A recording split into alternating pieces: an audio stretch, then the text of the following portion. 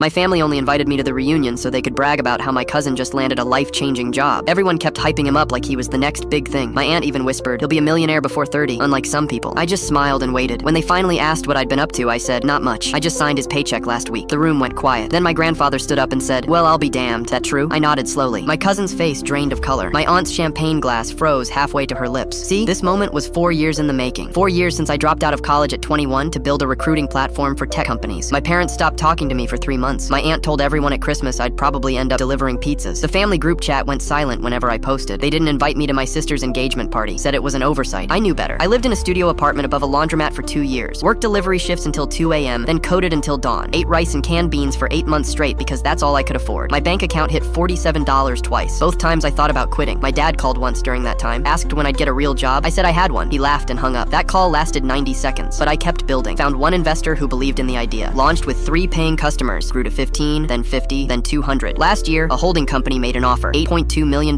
I took it, stayed on as VP of Talent Acquisition, got a seat on the acquisition committee. My first year's salary was more than my dad made in 5. 3 months ago, we bought a fintech startup called Nexura. I was reviewing the employee database when I saw his name, my cousin, the golden child, the one with the business degree and the internships and the LinkedIn posts about grinding. He worked in their sales department, made $68,000 a year, reported to a manager who reported to a director who reported to me. I could have reached out, could have said something. I didn't. I waited. Then came the reunion invitation. My mom texted, please come, everyone wants to see you. I knew what that meant. Another performance, another chance to be the cautionary tale while someone else got applause. But something made me say yes. Maybe curiosity. Maybe I just wanted to see their faces. I showed up in jeans and a plain shirt. My cousin was wearing a suit, holding court in the backyard, talking about stock options like he invented them. My aunt kept touching his shoulder, beaming, telling anyone who'd listen about his brilliant career move, how he'd been headhunted, how the CEO personally wanted him on the team, how he'd be running his own division within 2 years. Then she saw me. Her smile tightened. Oh, you actually came. She air-kissed my cheek. You know, it's never too late to go back to school. Finish what you started. My friend's son did that at 30. I just smiled. My grandfather called everyone to attention, raised his glass. Let's hear about this fancy new job. My cousin stood up, talked for 10 minutes about disrupting fintech and his equity package and the company vision. People clapped. My aunt literally wiped tears, kept saying how proud she was. Then my grandfather turned to me. And you? What have you been up to, son? The pity in his voice was thick, like he was asking a child what they wanted to be when they grew up. I set down my drink. Not much. Just signed his paycheck last week. Silence. Pure, beautiful silence. My cousin blinked. What? Nexura, I said calmly. We acquired it in August. I'm on the executive team. You're in sales, which means technically I'm your boss's boss's boss. My aunt's face went from proud to pale in 3 seconds. That's not, he doesn't report to you directly. No, I agreed. He reports to someone who reports to someone who reports to me. But I did approve his division's Q4 budget last month. Nice work on those numbers, by the way. My cousin sat down hard. My sister stared at her plate. My dad's fork clattered down. And my grandfather, this 80-year-old man who'd barely said 2 words to me in 3 years, walked over and put his weathered hand on my shoulder. He looked directly at my aunt, let the moment breathe, then said the words I'll never forget. Seems like the disappointment's the only one who showed up.